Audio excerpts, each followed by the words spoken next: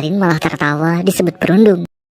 Sementara Dayon dan anak buahnya bersama ketua kelas bingung mengapa Harin mengacaukan perolehan suara mereka. Wuyi juga sepertinya tidak dianggap lagi bagian dari mereka. Dayon tidak terima ditinggalkan Harin karena jika ayahnya tahu, nyawanya dalam bahaya.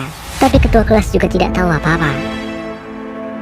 Sedangkan si tomboy menghampiri Yerim dan minta maaf. Yerim jadi bilang jika tindakan si tomboy membuatnya tidak bisa debut. 나까지 머리채 잡혀서 데뷔 못하게 되면 그럴 일 없어. Tapi si tomboy memastikan jika Yerim akan debut. 넌 데뷔해. Yerim lalu melihat Harin yang berjalan, diamati Suji dan Jaan. Ketua kelas, Dayon dan anak buahnya serta Wuyi yang baru datang juga mengamati.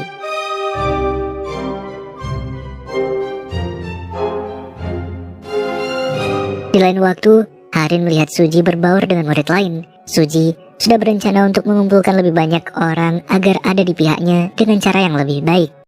Sahabatnya Ji yang baru datang langsung Suji dekati dan minta maaf karena dianggap menyakiti dan menyiksa. Sahabatnya Ji jelas bingung lalu menatap Harin. Yerim juga senang dengan tindakannya Suji. Ji yang baru datang langsung Suji sapa. 안녕 지혜야. Semua orang kembali bingung. Suji jadi bilang jika ia hanya menyapa karena sekarang tidak ada tingkat F. Suji juga secara terang-terangan ingin melenyapkan piramid game. Suji minta tanggapan Harin yang ada di puncak piramida. Jika game itu berakhir, Suji merasa kehidupannya Harin akan semakin buruk. 없어졌으니까. Dayon dan Wuyi jelas sangat kesal. Tapi Suji minta Dayon dan Wuyi tidak membuat keributan atau Harin akan takut. Suji minta para murid menghubunginya jika setuju untuk menghentikan permainan piramida. Jika mayoritas anggota setuju, maka permainan itu harusnya tidak akan dilaksanakan lagi. Kemudian Harin yang merokok di belakang sekolah minta bantuan murid programmer untuk memberitahu daftar nama yang para murid pilih. Di kelas, Wuyi yang tak tenang lalu mengajak Dayon pergi. Mereka juga ingin ketua kelas ikut. Suji yakin jika kekuasaan 3 orang itu akan hancur. Suji bahkan bingung bagaimana murid behel bisa berada di tingkat A. Suji lalu bertabrakan dengan ketua kelas dan menjatuhkan ponsel. Dayon yang bersikap seenaknya dilihat Harin yang mengambil ponsel terjatuh dan menyerahkannya ke Suji.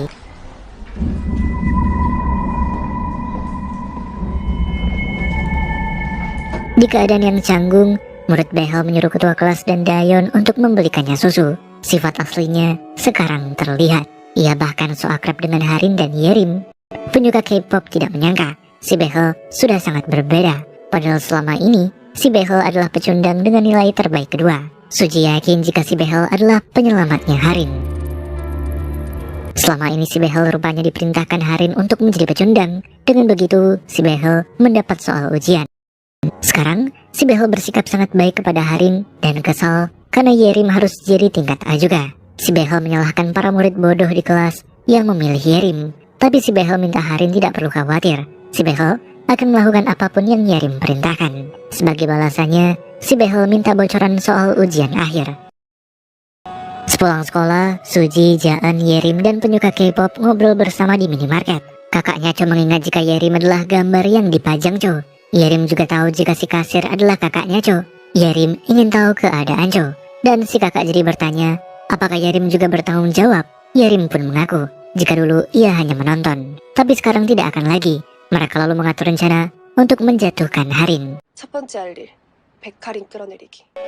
Di hari lain saat semua orang piket bersama, Harin dan behel yang ingin pergi, Suji tegur karena mereka harus membersihkan kelas bersama-sama. 하린아, Suji jadi bilang jika Yerim pun juga ada di tingkat A tapi tetap membersihkan kelas. Harin dan si behel jadi terpojok, tapi Dayon yang kesal karena Suji tidak sopan. 얘는 편들어주니까 지가 뭐라도 되는 줄 알고. 씨발. Suji tidak takut lagi dan bilang jika Dayon bukan lagi ada di tingkat A, jadi tidak seharusnya berbuat kasar. Lagi pula mengapa bersih-bersih kelas jadi masalah yang besar. Suji melanjutkan jika Harin yang merencanakan agar tingkat A tidak boleh ikut membersihkan kelas, Harin bisa pergi, tapi akan membuat keadaan terlihat buruk. Sikap berani Suji membuat orang lain tidak menyangka. Setelah itu, Harin menemui murid programmer dan kesal karena murid programmer tidak bisa melihat daftar nama yang dipilih para murid.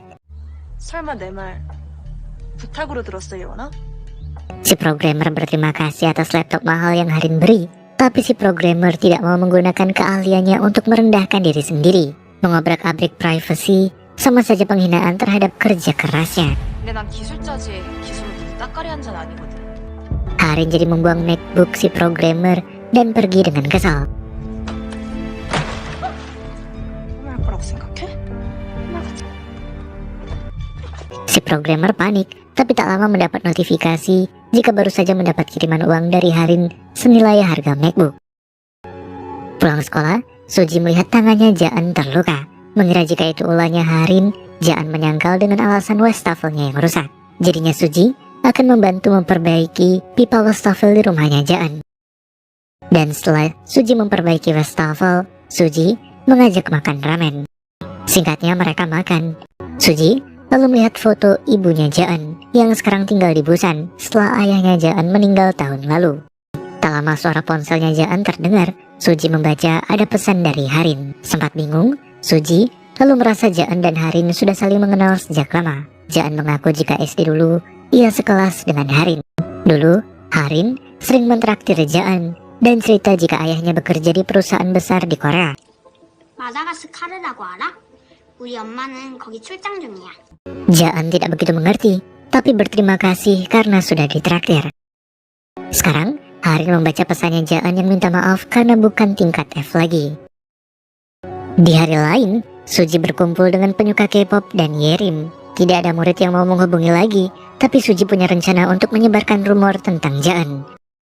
Rumor pun mulai beredar tentang Jaan yang tidak seburuk apa yang selama ini para murid pikirkan. Yerim juga mengajak Jaan untuk ikut makan bersama dengan teman-temannya karena Jaan bukan lagi tingkat F dan akan lebih baik jika mereka berteman. Suatu hari, ada murid yang minta dibawakan tugas ke ruang guru. Jaan dengan inisiatifnya sendiri jadi mengambil alih karena ia lebih kuat dan sebagai teman ingin membantu. Murid yang lain semakin bingung mengapa Jaan yang selama ini baik ada di tingkat F. Di waktu lain, ayahnya Suji yang baru pulang memberitahu jika mendapat penugasan baru. Mereka akan dipindahkan bulan depan, artinya Suji harus pindah sekolah lagi. Suji jelas bingung, sisa hari-hari selanjutnya, Suji tidak bisa tenang. Di satu sisi, ia bisa pergi tanpa harus diganggu lagi.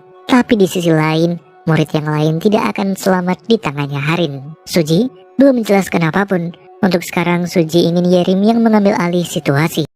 Yerim lalu bicara di depan kelas minta pendapat teman-teman yang lain. Jika di permainan berikutnya tidak ada tingkat F, maka sebaiknya mereka juga menghapus hak istimewa tingkat A. 방우이 어떤 경우에도 흔적은 남기지 않는다. 몰라? 라는 거지? Wuyi, Dayon, dan anak buahnya juga disuruh minta maaf ke Jaan karena meninggalkan bekas pembulian di tubuhnya Jaan. Tapi Dayon menolak dan tidak merasa menghajar Jaan sampai meninggalkan bekas. Suji jadi bersaksi. Ia melihat Jaan dirundung di gudang olahraga oleh Wuyi, Dayon, dan anak buahnya. Tapi Dayon tetap menyangkal. Harin jadi bilang jika tidak mungkin di permainan selanjutnya tidak ada tingkat F. Harin menentang saran dari Yerim dan siap melakukan pemungutan suara. 예림아, 게임에선 절대 F가 안 나올 수 없어. 근거는? Murid yang lain semakin bingung. Suji merasa Harin akan semakin menguasai kelas jika ia pergi. Di waktu lain, Jaan teleponan dengan ibunya yang bilang jika seseorang baru saja menemui si ibu. Jaan jelas panik. Hari berikutnya, Jaan tidak masuk kelas tanpa kejelasan. Harin juga tidak masuk kelas, tapi alasannya sedang karya wisata. Suji, penyuka K-pop dan Yerim juga tidak bisa menghubungi Jaan. Malamnya saat Suji dalam perjalanan pulang, ada pasangan suami istri tetangganya Suji yang membawa banyak barang mewah dengan logo perusahaan keluarganya Harin. Suji lalu mendekat dan menawarkan diri untuk membantu. Suji melihat nama pada pakaian si suami. Setelah itu Suji mengecek ruang ayahnya dan menyadari jika si suami tadi adalah atasan dari ayahnya Suji yang menyetujui pemindahan ayahnya Suji. Suji ingat jika Harin sebelumnya yakin jika di permainan selanjutnya pasti akan ada tingkat F. Suji sadar Harin juga punya hubungan dengan keluarganya. Suji lalu menghubungi Harin, tapi panggilan diakhiri dengan alasan sibuk. Suji mendengar suara pintu yang mirip dengan pintu rumahnya Jaan. Rupanya Harin saat ini ada di depan rumahnya Jaan. 뭐지? 다시 출발 남았는데. Harin merokok dan mempertanyakan apakah ibunya Jaan tahu alasan Harin mengganggu Jaan. 엄마는 알고 계셔? 내가 널 이렇게 Jaan lalu bilang jika Harin bisa memberitahu ibunya karena Jaan memang bersalah. Harin lalu ingin membakar tangannya Jaan. Tapi Jaan melempar korek dan Suji muncul. Suji yakin jika semua ini bukan kebetulan belaka. Harin menghabiskan uang yang banyak agar bisa merundung Jaan dengan tenang. Bahkan Harin ingin membuat Suji pindah sekolah. Tapi Suji tidak mau. Harin jadi bilang jika menjadi Suji justru akan senang karena permainan piramida di kelas mereka tidak akan berakhir. Harin akan bertindak lebih jauh dari sebelumnya. Suji semakin bertekad untuk menghancurkan Harin. Dengan begitu permainan piramida juga akan berakhir. Harin membaca ketakutan Suji lalu pergi. 근데 왜 이렇게 떨어, 수지야?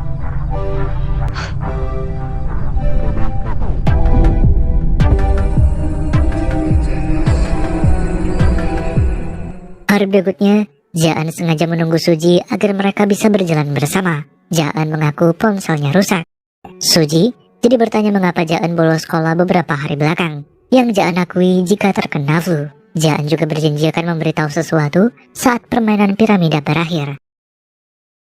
Sebelumnya, Suji menelpon ayahnya dan menolak untuk pindah sekolah. Si ayah pun setuju.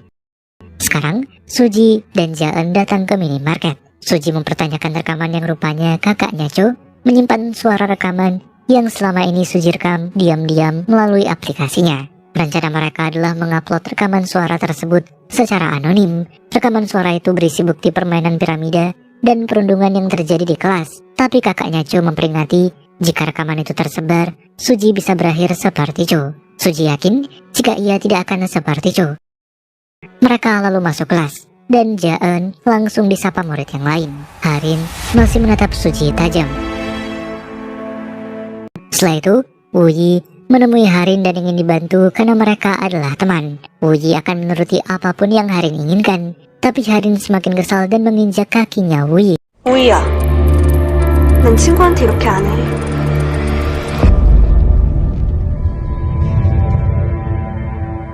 Menegaskan jika mereka bukanlah teman. Si Behel tertawa puas. Ketua kelas lalu ikut masuk dan si Behel mengusir Wuyi pergi. Karena sekarang gilirannya ketua kelas yang akan dihakimi. Setelah itu si Behel akan melakukan tugas lain untuk Harin. Sebenarnya si Behel juga benci harus tampak kekanak-kanakan di hadapannya Harin. Kemudian Suji mengembalikan ponselnya ketua kelas karena ponsel mereka tertukar. Sebelumnya Suji mendengar jika ketua kelas dipanggil Harin. Suji jadi langsung menukar ponselnya ketua kelas diam-diam dan sekarang ponsel pun dikembalikan. Suji dan yang lain lalu memperdengarkan rekaman suara ketua kelas dan Harin. Tapi tak ada yang penting. Setelah itu kakaknya Cho bilang jika ekspresi Suji sekarang sama dengan Cho saat itu. Suji tak menanggapi dan pergi. Saat jam olahraga, si Behel bilang dengan senang jika kelas olahraga akan sangat menyenangkan. Para murid kemudian berkumpul di auditorium. Si Behel menentukan jika jenis olahraga kali itu adalah dodgeball. Guru olahraga sibuk mengurus karya wisata sekolah, jadi mereka akan ujian mandiri. Ketua kelas dipercaya mencatat nilai para murid. Si Behel juga yang menentukan aturan. Poin didapat saat bola berhasil mengenai murid target.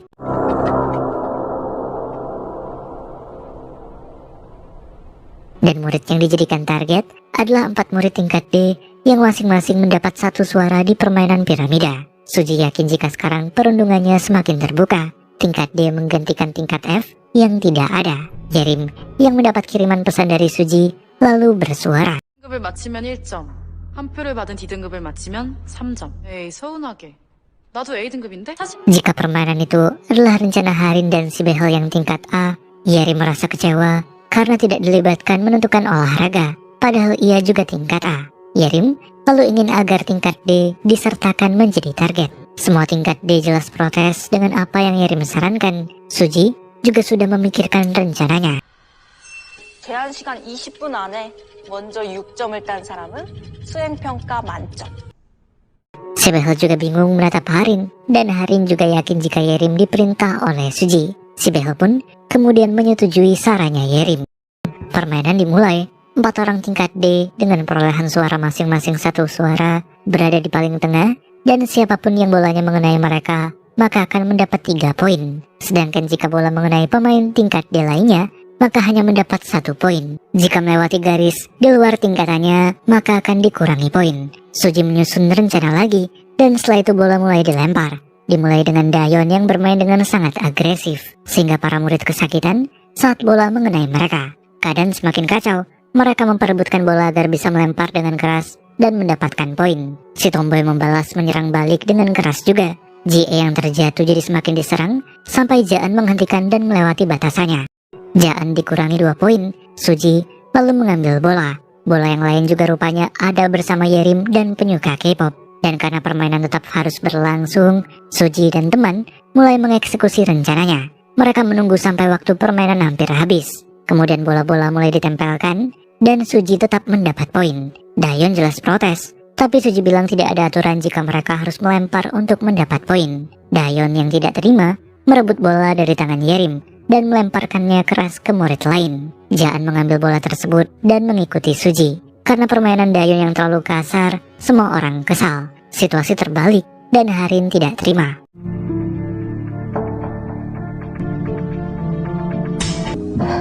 기울었어.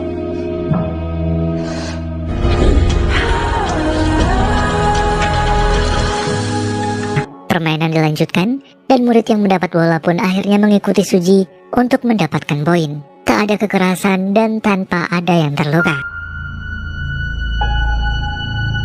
Setelah olahraga selesai, banyak murid yang akhirnya berterima kasih. Suji juga mendapat pesan dari murid lain yang sepertinya tertarik ikut bergabung dengan aliansinya Suji. Kemudian Suji ditemani murid penyuka K-pop membeli makanan untuk yang lain. Murid penyuka K-pop yakin jika Suji sebenarnya tidak begitu mempercayainya, tapi murid penyuka K-pop menjamin tidak akan berkhianat setelah memutuskan. Setelah itu mereka ke rooftop dan menikmati hari setelah kenyang makan. 그래도 난 사람이었어. 수지 조금 얼징을. 닥쳐. Suji juga berencana akan mengupload rekaman suaranya Harin besok. Tapi Yerim kepikiran jika si Tomboy tadi mendapat banyak serangan dan sepertinya terluka.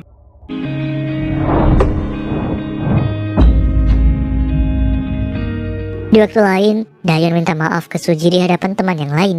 Dayon akan menebus kesalahannya, tapi Harin malah menghubungi ayahnya Dayon dan melaporkan jika Dayon sudah keterlaluan. Harin lalu menginjak sepatunya Dayon dan Dayon sama sekali tak berani melawan. Sedangkan si Tomboy melihat Yerim tidur sendirian di kelas. Si Tomboy mendekat dan ingin mencium Yerim, tapi diurungkan. Si Tomboy memilih pergi, tapi rupanya Yerim belum tidur dan minta si Tomboy untuk ke dokter memeriksa kakinya. Harin lalu datang dan menyadari jika si Tomboy masih perhatian ke Yerim. Harin ingin tahu jadwal renang si Tomboy selanjutnya. Yerim jelas bingung, menduga jika Harin akan melaporkan ke federasi bahwa si Tomboy menyukai wanita. Yerim tidak akan terima. Yerim akan membuat Harin terlihat seperti psikopat. 네가 하면 난 너 사페로 몰 거거든. Yerim juga menyombongkan keluarganya yang kaya, dan alasannya tidak datang ke pertemuan orang tua sebelumnya karena orang tuanya Yerim tidak mau menjilat keluarganya Harin. Ancaman yang Harin lakukan tidak akan mempan ke Yerim. 그렇지, 예림아? 씨발. 해봐 어디. Yerim jadi jengkel. Harin yang ingin pergi, malah si Tomboy bersimpu. Yerim jelas kesal dan menyuruh si Tomboy berdiri. Harin akan mengawasi Yerim lagi, dan jika Yerim melakukan sesuatu di luar batas, maka si Tomboy akan berlutut padanya lagi. 예림아, 더는 은정이 무릎 꿇리기 싫으면 Sementara anak buahnya Dayon bertanya ke ketua kelas tentang sikapnya Harin. Ketua kelas selalu menjelaskan jika Harin adalah puncak piramida. Jika murid lain tidak memilih Harin lagi, artinya permainan akan menghilang. Tapi bagaimanapun piramida akan selalu ada dalam lingkaran mereka, dan Harin ada di posisi tertingginya. Jadi ketua kelas harus tunduk kepada Harin. Sedangkan Dayon sekarang dihajar habis-habisan oleh ayahnya. Sementara orang tuanya Harin juga kini melihat ke Harin. Ayah ingin mengirim Harin ke luar negeri, tapi si ibu bilang jika nenek punya bukti, si ayah korupsi uang yayasan. Si ayah juga bingung mengapa neneknya Harin menyukai Harin, padahal Harin psikopat. Tapi si ibu bilang jika bagaimanapun, Harin adalah anak mereka. Harin juga mengirimkan foto ayahnya Suji yang berjabat tangan dengan neneknya. Harin tahu jika Suji merekam suara, dan jika rekaman itu tersebar, berita ayahnya Suji yang korupsi akan tersebar juga.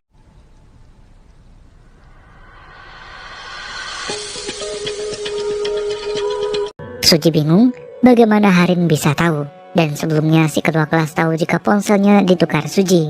Jadi saat bertemu dengan Harin dan si Behel, ketua kelas melaporkannya. Ketua kelas yang harusnya dibuang Harin sekarang jadi diterima Harin lagi. Setelah itu, ayah muncul membawa dokumen yang bertuliskan nama perusahaan keluarganya Harin. Si ayah punya kerja sama layanan sosial dengan neneknya Harin. Suji semakin takut jika Harin benar-benar akan menyebarkan berita tentang ayahnya. Setelah itu Suji jadinya mampir ke minimarket dan bertemu dengan kakaknya Cho. Suji berencana untuk menghapus semua rekaman suara yang masih tersimpan. Kakaknya Cho juga tak mempermasalahkannya. Semua keputusan ada di tangannya Suji. 그게 뭔지 알았어.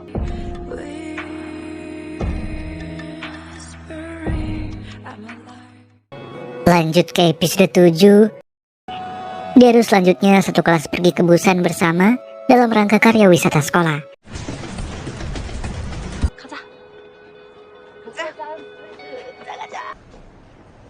Sikap Suji yang semakin pendiam membuat teman-temannya khawatir. Yerim juga bingung, katanya Suji akan segera mempublikasikan rekaman suaranya Harin, dan Suji mengaku berniat menundanya. Setelah itu Suji bertemu Harin yang tatapannya sangat mengintimidasi. Harin menyarankan Suji untuk segera pindah sekolah sebelum terlambat. 친구들한테 배신자가 된 기분. 아직 안 늦었어. 도망가. Suji jadi bertanya apa yang sebenarnya Harin inginkan dan mengapa bertindak sejauh ini. Dalam hatinya, Harin ingin persahabatan Suji hancur. 균열. 산산조각 나는 니들. Yerim lalu mendapat pesan jika akan masuk dalam grup debut.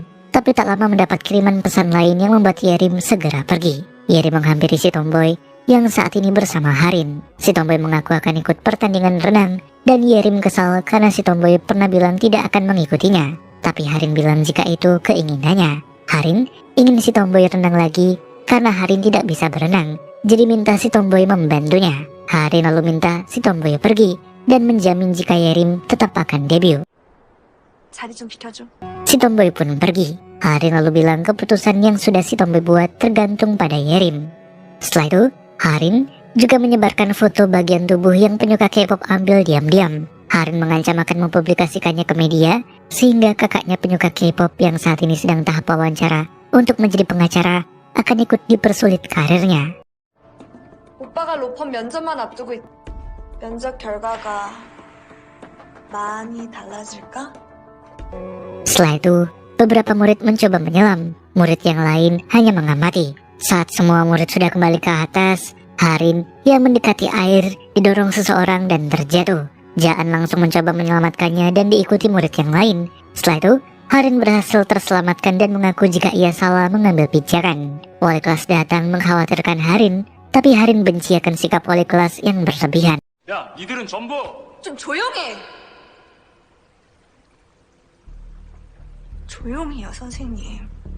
Harin menginjak kaki wali kelas dan menyuruhnya diam. Setelah itu, ketua kelas mendekat ke Wuyi dan mempertanyakan rencananya Wuyi. Sebelumnya ketua kelas melihat Wuyi yang mendorong Harin. Ketua kelas minta Wuyi berhati-hati jika tidak bisa bertanggung jawab. Wuyi pun bilang jika ia tidak sengaja. Wuyi minta ketua kelas tidak berlagak suci, karena tadi ia melihat semua murid yang diam saja setelah Wuyi menyeburkan Harin. Hanya Jaen yang bergerak lebih dulu. Di waktu yang sama, para ayah dari Harin, Dayon, dan ketua kelas makan bersama. Mereka membahas permainan anak-anak yang sepertinya sudah lepas kendali. Tapi ayahnya Dayon tidak mau ambil pusing dengan permainan tersebut. Ayahnya ketua kelas jadi cerita jika ada seorang kolonel yang bermain golf dengannya dan menyombongkan diri karena diperlakukan baik oleh perusahaan keluarganya Harin. Dan ayahnya Suji bekerja di pangkalan yang sama dengan kolonel tersebut. Ayahnya ketua kelas ingin ayahnya Harin mengatasi masalah itu. Kembali ke para murid, mereka akan tinggal di penginapan dan Jaan membantu mengambilkan koper semua orang. Setelah itu wali kelas menyuruh para murid membentuk kelompok secara mandiri yang isinya 5 orang untuk menempati satu kamar. Semua orang langsung membentuk kelompoknya masing-masing. Si tomboy diajak ke kelompoknya Harin. 3 kelompok lainnya masih kekurangan masing-masing 1 orang, di mana Jie, Wuyi, dan murid lukis belum mendapat kelompok sama sekali. Wuyi jadi sekelompok dengan anak buahnya Dayon. Jie juga diajak ke kelompok lain, dan terpaksa kelompoknya Suji mengajak murid lukis yang dulu pernah berselisih dengan Jaan. Murid lukis yang so akrab membuat Yerim menjaga jarak dan bilang jika mereka tidak begitu dekat. 이따 하나 빌려줄까? 나 너랑 친하냐? Setelah itu mereka masuk ke kamar masing-masing. Penyuka K-pop lalu menyindir murid lukis yang dulu pernah mengkhianati Jaan. Tapi murid lukis yakin jika Jaan sudah menjelek-jelekannya. Murid lukis merasa Jaan hanyalah murid yang berpura-pura baik. Murid lukis mengaku sebagai korban juga. Dan jika si penyuka K-pop ada di posisinya, pasti akan melakukan hal yang sama. Suji dan Jaan yang baru tiba menguping omongan tersebut. Kemudian saat merangkai lampion terbang di luar, murid lukis yang datang terlambat diberi tempat duduk oleh Jaan. Penyuka K-pop jadi ikut senang dengan kebaikan Jaan. Malamnya, para murid mulai menerbangkan lampion yang sudah dibuat.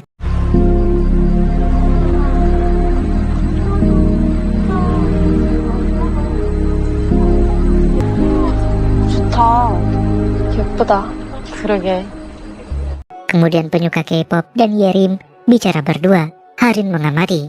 Mereka berdua lalu mendapat pesan dari Harin untuk menuruti perintah yang akan segera diberikan. Si behel yang bersama Harin lalu berpura-pura baik lagi dengan mengikatkan tali sepatunya Harin. Si behel benci harus terus memperlakukan Harin seperti tuan putri. Semua ini demi ia bisa masuk universitas. Harin lalu menyuruh si behel menuruti perintahnya besok dan melakukan tugas tanpa kesalahan. Kemudian Suji bertanya ke Jaan yang bisa berbuat baik bahkan ke murid lukis. Karena murid lukis berpikir jika Jaan hanya memanfaatkannya. Jaan lalu bilang jika mungkin ia dan murid lukis akan menjadi teman jika permainan itu tidak pernah ada. Yerim dan penyuka K-pop lalu datang membawa kue ulang tahun untuk Suji. 생일 축하합니다. 생축 상수지. 브라. Dan foto ulang tahunnya Suji itu diamati oleh Cho yang kemudian berkomentar di salah satu gambarnya Yerim. Cho lalu mendapat pesan dari akun Instagram lain mempertanyakan apakah dulu Cho dan para murid itu berteman. Pengirim pesan itu adalah kakaknya sendiri. Cho jadi mengingat dulu saat di sekolah ia sepertinya tidak memiliki teman. Cho dirundung dan hidup dalam penderitaan. Cho semakin jengkel. Cho yang tidak merespon membuat kakaknya bilang jika Cho tidak bersalah. Si kakak akan membantu Cho keluar dari kamar. Kembali ke Suji, ia dihampiri murid programmer yang berterima kasih karena permainan dodgeball sebelumnya. Si programmer merasa Suji menuduhnya sebagai perundung juga karena membuat aplikasi. Si programmer menegaskan jika ia hanya diam dan menonton. Harin memberinya imbalan. Si programmer tidak terlibat menjadi perundung dan akan membantu Suji dalam bentuk apapun jika Suji butuh bantuan. Suji masih terdiam. Setelah itu Suji kembali ke kamarnya dan mereka pun jadinya berencana menonton film horor bersama. Hingga kemudian dikagetkan dengan bel yang berbunyi. Rupanya dua murid lain datang membawa makanan. 양념치킨인데. 양념반 프라이드만은 못 참지. 치팅데이야 오늘. 들어와! 먼저 와! Mereka jadi makan bersama. Salah satu murid bingung dengan Suji yang terlihat tak senang. Murid itu sebenarnya ingin bicara dengan Suji sejak Suji berniat melenyapkan permainan piramida. Dua murid itu merasa Suji sangat keren dan minta maaf karena sebelumnya mengabaikan Suji. Suji masih diam. Ia jadi ingin mengambilkan kue ulang tahun. Tapi tak lama mendapat pesan dari kakaknya Cho mengucapkan ulang tahun sambil bilang jika Suji tidak melakukan kesalahan. Kakaknya Cho rupanya masih memiliki semua rekaman suara milik Suji. Di kamar lain, si behel mencari keberadaan Harin yang tiba-tiba hilang. Sikap si behel yang terlalu seenaknya membuat Dayon jengkel. Tapi si behel mengingatkan jika ia ada di tingkat A. Bahkan setelah lulus SMA nanti, piramid game tetap akan berlanjut karena Harin. Si behel lalu pergi dengan santai. Sementara Wuyi kini takut mengikuti Harin. Wuyi ingin tahu mengapa Harin tidak melakukan apapun, karena sebelumnya Harin melihat jika Wuyi lah yang mendorongnya masuk ke air. 왜 아무것도 안 해? 난 아무것도 아니야. Tapi Harin bilang jika ada orang lain yang membuatnya lebih marah. Jadi Wuyi tidak perlu khawatir. Wuyi juga tidak akan menjadi tingkat F.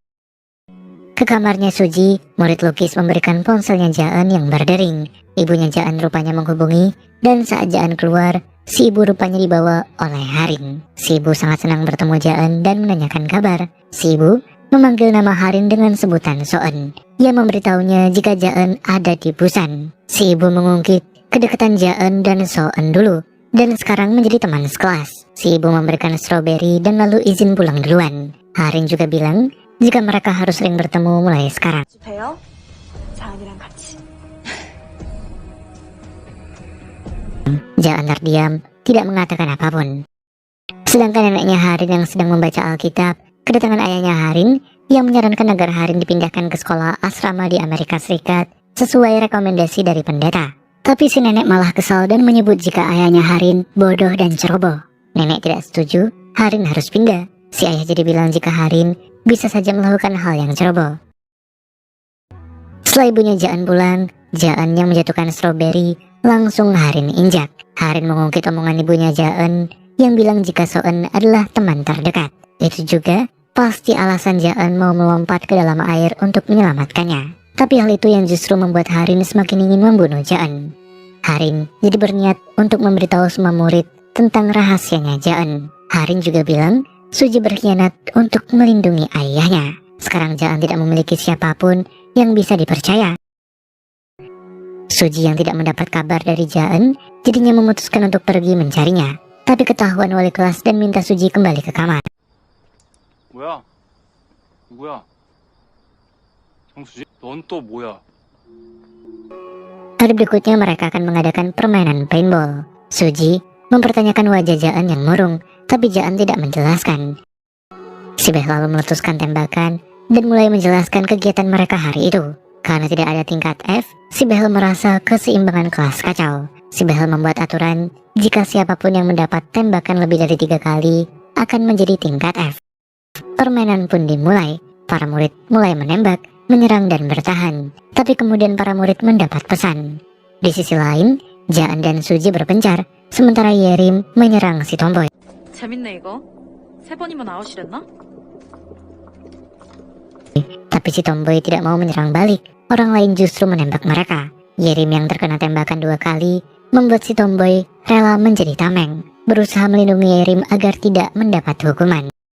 Harin juga mulai menembak Jaan dan tidak bisa Jaan balas. Wuyi juga menyerang Suji dan bahkan saking kesalnya Wuyi memukul ingin membunuh Suji. Wuyi jengkel karena harusnya Suji tidak pernah pindah ke sekolah mereka. Tapi Suji mencoba melawan balik. Wuyi menangis histeris ketakutan dan Suji menembaknya, minta Wuyi tidak bersikap seolah-olah menjadi korban.